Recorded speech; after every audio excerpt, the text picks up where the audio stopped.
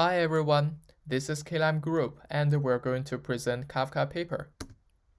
To begin with, we want to recommend this book, The Definitive Guide of Kafka. This book covers a lot more in detail as well as recent advancement of Kafka. It helps us a lot in understanding Kafka architecture, design principles as well as usage. So if you are interested and want to dive deeper into Kafka, then this book is definitely worth reading. You can either get a free PDF copy from Confluent or read it online from O'Reilly through Safari Digital Library using NU Library Access. Okay, so first question, what is Kafka? In general, Kafka is a distributed event streaming platform and data storage optimized for processing streaming data in real time. Kafka is primarily used to build real-time streaming data pipelines and real-time streaming applications that adapt to data streams. Kafka was initially created by Linkin in 2011 and is now an open-source project maintained by Confluent. Kafka provides the following three main functionalities to its users. First, user application can publish and subscribe to streams of records. Second, users can efficiently store streams of records in the order in which records were generated. In other words, records are stored in sequential order in Kafka server. Third, user applications can process streams of records in real time. Next, let's consider this question, why Kafka? Or in other words, how Kafka comes into place. Let's begin by creating a really simple communication. Let's say we create a chat application that needs to send monitoring information to a monitoring server. So the simplest way is to write in a direct connection between the two. This is a simple solution to a simple problem. However, before long, you have a new service running, let's say a shopping cart service, and you decide to analyze the user's shopping behavior over a long term. So you added a database monitor and store all those relevant information into database. As time goes, the system becomes more and more complex. You have more applications that are using these servers to get individual metrics and use them for various purposes. The connection may use different protocols, and the data can be in various formats. Altogether, the direct connection messaging system is very hard to scale and maintain. Then you decided to set up a server between publishers on the top and subscribers at the bottom. The middle layer server receives those metrics from all the application and provide the query mechanism for subscriber to pull metrics.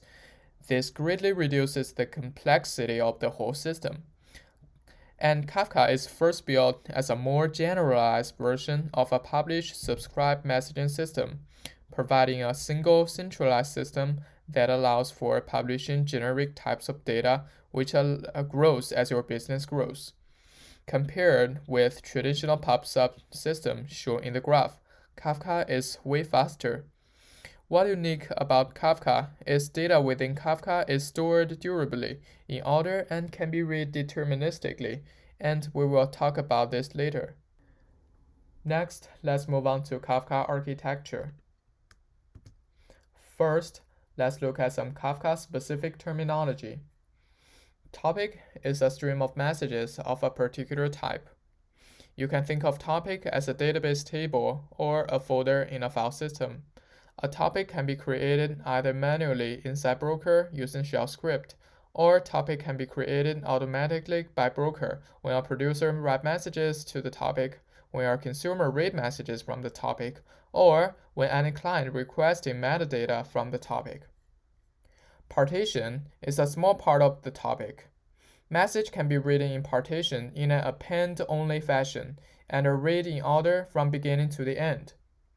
Offset is a sequential ID given to messages as they arrive in the partition. So, in order to determine a message, we would need a topic name, a partition number, and the offset inside that partition. Next, let's see Kafka architecture. Lying at the heart of Kafka is broker, which is the server of Kafka. Producer and consumer are simply user code. As you can see in the picture, producer writes message to Kafka broker and the consumer pulls message from Kafka broker. Now let's look into more details about a broker. A single Kafka server is called a broker. The broker receives messages from producers, assigns offsets to them, and commits the message to store on disk. Besides, it also serves consumers, responding to pull requests as consumers subscribe to topic inside broker.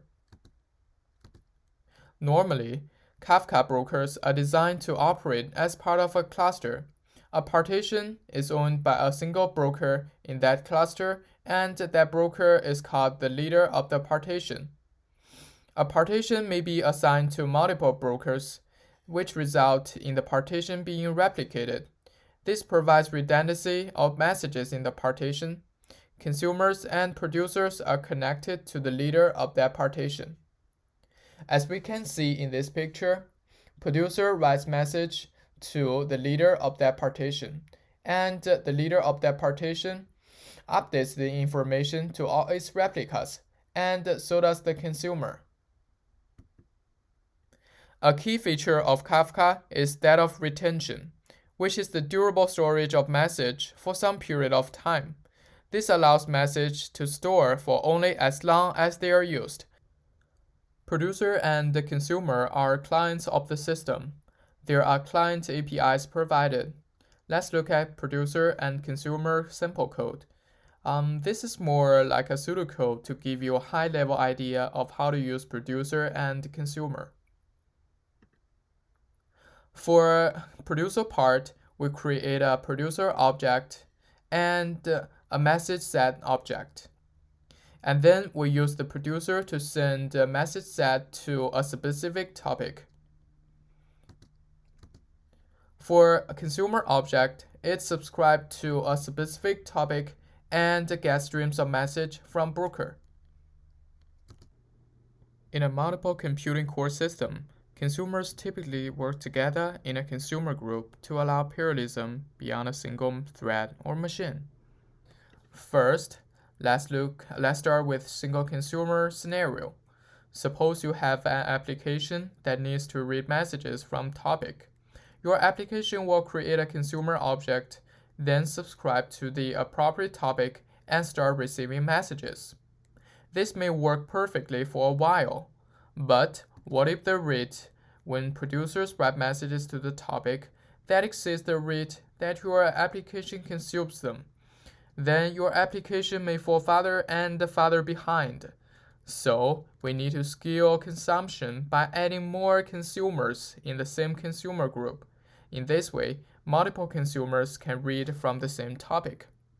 As shown in Figure 4.2, we have two consumers in consumer group 1. Consumer 1 connects with partition 0 and 2. Consumer 2 connects with partition 1 and 3. In this case, the workload for each consumer in the consumer group is halved than the previous one consumer scenario. We can continue adding more consumers to the consumer group in our multiple core system, as long as it does not exceed the number of partitions. Always remember, each consumer in the group receives messages from a different subset of partitions in the topic, which means one consumer can connect to one or multiple partitions, but one partition cannot be connected to more than one consumer inside the consumer group. So if we have more consumers than partitions, then some consumers will be idle and get no messages. In Figure 4.4, consumer 5 will be idle and get no messages. And this is all for my part. I will pass to Yilin. Good afternoon, everyone. In the next 10 minutes, I will talk about some Kafka internal mechanisms. And I will cover these 5 topics in the list, and they are closely related to how Kafka works. And specifically, the message storage, message transfer, and the partition ownership rebalance can be useful when you are using Kafka. So let's get started with the simple message storage in Kafka. And actually, the message storage within a single partition consists of two parts. The first one is the in-memory index, and the second one is a few segment files. In the picture here, we have the index on the left and the two segment files on the right. In each segment file, the messages are concatenated and stored in it, and they can be addressed by the offset. Each message also has a header including the length of it, so that when you read a chunk of byte, you could parse the chunk of byte into multiple files, into multiple messages later. And actually, the index is just a sorted list of offset in the memory, and the offsets are pointing to the first message in each of the segment file. In other words, those offsets are the minimum offset in each of the segment file. So given a random offset like this one, the index is going to map it to the segment file, and it will be utilized to locate the message. And consumers will use the committed offset to locate the first message that they need to read, and read a bunch of bytes after there. And the producer simply just append a chunk of bytes at the end of the last segment files. And in Kafka, you cannot delete message in the middle, actually, because they don't want to shift the message in multiple files. If you really want to delete some records, and then you need to delete all the message from the beginning until a certain offset. And yeah, next, the message transfer in Kafka is pretty efficient because of a few reasons. And the first reason is that the acknowledgement is controlled by the consumer as opposed to by the broker. Once a consumer acknowledges a message, it means that all of the messages before this offset has been received by this consumer, and next time this consumer is going to read the message after this offset. And in Kafka, the action of acknowledging a message is called committing the offset of this message. And secondly, although when writing code, it's quite common that you are going to iterate through all of the messages in the list. Well, under the hood, actually multiple messages are retrieved within a single pull request. And the reason is to save some round-trip time per message, and also a Kafka broker can go to can retrieve the data from the disk less frequently in this way. And lastly, Kafka is also using some file system and operating system features to make sure that the transfer is efficient enough. Well, unfortunately, I don't have enough time to cover them in this presentation, but you're welcome to Google them. And the next thing is pretty interesting. Is Kafka decentralized? Well, in the paper it says yes, it's decentralized, which means no master node in the cluster in the brokers, and all of the metadata is saved in Zookeeper. While somewhere between 2011 and 2017, actually Kafka decided to switch from this decentralized model to a centralized model. I don't know reason why. I guess because there are so many things going on in the Zookeeper. If you want to scale up your Kafka cluster, you might also need to scale up the Zookeeper, which might complicate the configuration and the deployment of Zookeeper and Kafka. Well, as you can see, actually right now there are some coordinators at different level. So among all of the brokers, there is a controller broker, which is going to elect the partition leader. And there is also a group coordinator, which is going to receive the heartbeats from all of the consumers within the same group. And in replicas, there is a partition leader, which take all of the produced requests and then spread the produced messages to other followers. And for the consumers in the same consumer group, actually the first consumer will become the consumer leader. This leader will assign the partitions to other consumers in the group. Yes. Kafka Broker has some stateless features. Well, like I said earlier, the broker, the consumer will commit the offset. So from the broker's perspective, it doesn't know if a message have been received by all of the subscribing consumers. While this simple design reduces the complexity and the overhead in broker, but it leads to another problem. The broker cannot tell if all of the messages up to a certain offset have been can be deleted or not, right? So in Kafka, how do we delete records in the broker? Well, it turns out that they use a mechanism called time-based service level agreement. Basically, it means all of the messages are saved in disk, either for a certain period of time, for example, like 7 days, or until the size of the topic is larger than a certain size. Once the limit is reached, the messages will be deleted. And the last thing I will cover is the partition ownership rebalance. Before I start, I need to clarify that what I mean by ownership rebalance is moving the partition ownership from a consumer to another when some changes happen in the consumer group. One question is, how do we get noticed when some changes are being made in the group? Actually, the group coordinator is receiving the heartbeats, right, from the consumers. And if we add a consumer or a consumer crashes, the group coordinator can tell, hey, there is something wrong in the heartbeat, and I will trigger the rebalance.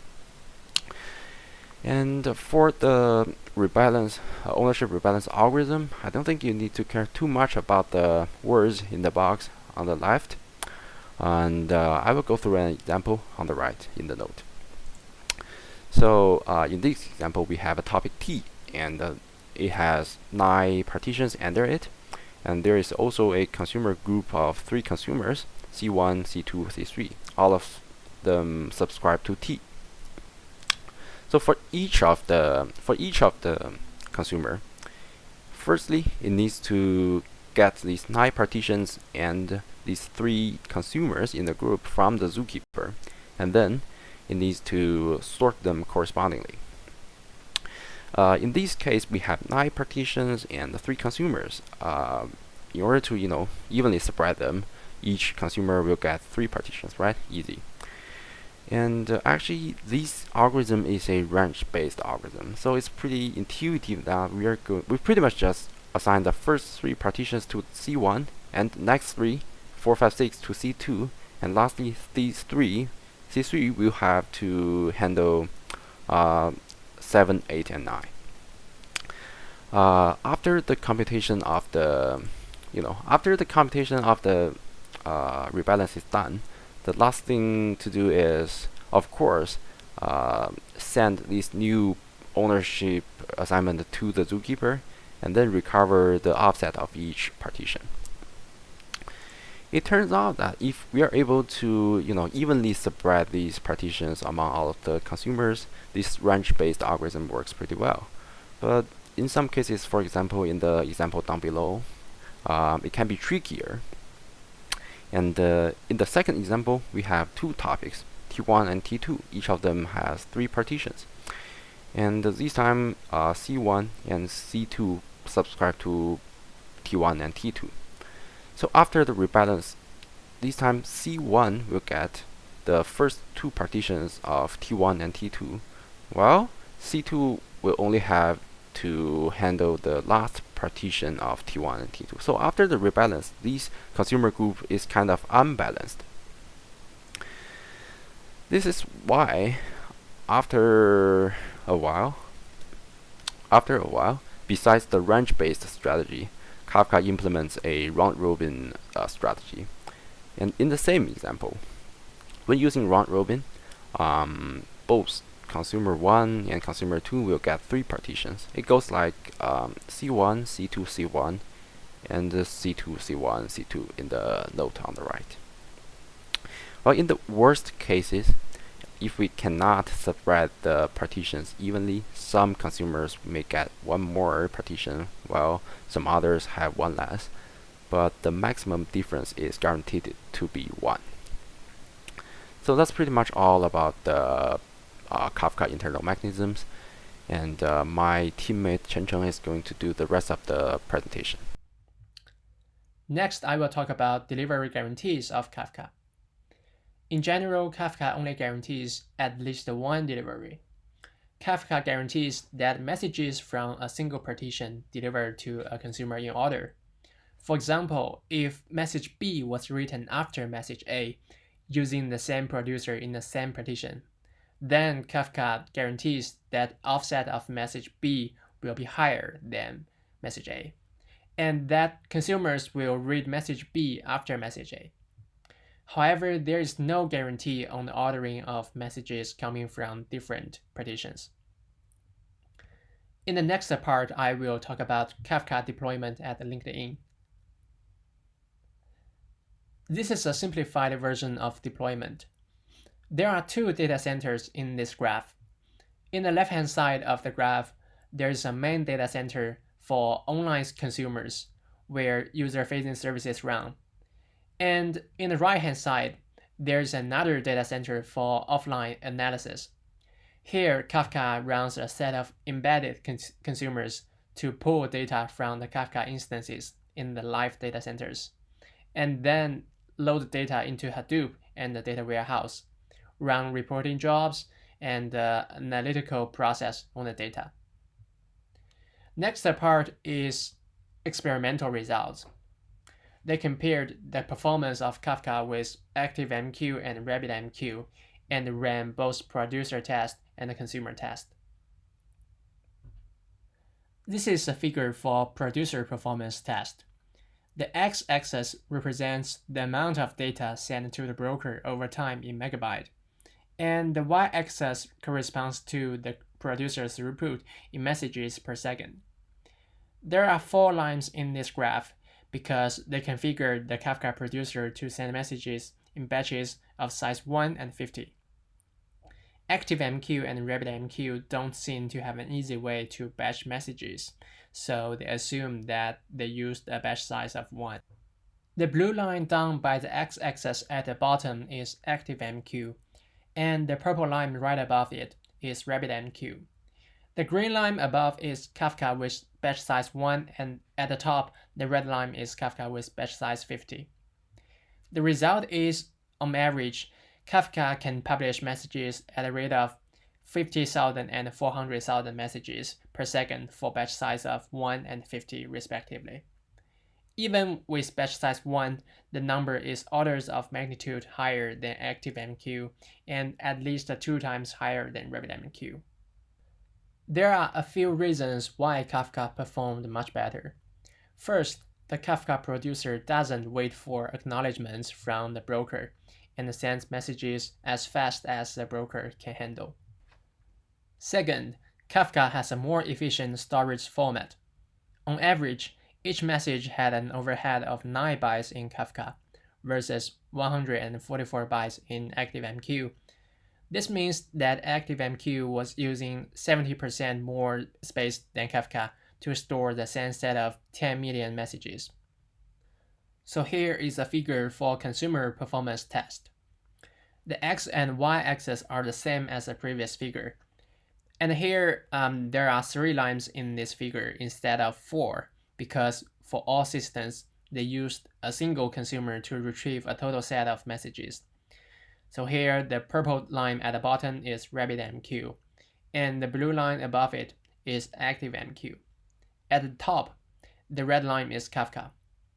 The result is, on average, Kafka consumed 22,000 messages per second, which is more than 4 times messages of ActiveMQ and RabbitMQ. There are also some reasons behind it. First, Kafka has a more efficient storage format, as I said before in the previous figure. Second, broker in both ActiveMQ and RabbitMQ had to maintain the delivery state of every message, while there were no disk write activities on the Kafka broker. Finally, by using the send file API, Kafka reduces the transmission overhead. The last part is future works. In this part, the author mentioned message replication and stream processing capability. They plan to add built-in replication of messages across multiple brokers, because without this, if a broker goes down, any messages stored on it not yet consumed becomes unavailable and lost forever. But if redundantly stored each messages on multiple brokers, then even if a broker is permanently damaged, they can still restore the messages from other brokers. They also wanted to add some stream processing capability in Kafka. Stream processing means taking some actions on a series of unbounded data when the data is created. They added this feature to Kafka from version 0.10, and unlike other famous stream processing frameworks, Kafka Streams is just a library. It is very simple to use because all you need is Kafka and your applications. No other stream processing cluster, no cluster manager, no daemon processes, or something like that. That's all for our paper demonstration, and thanks.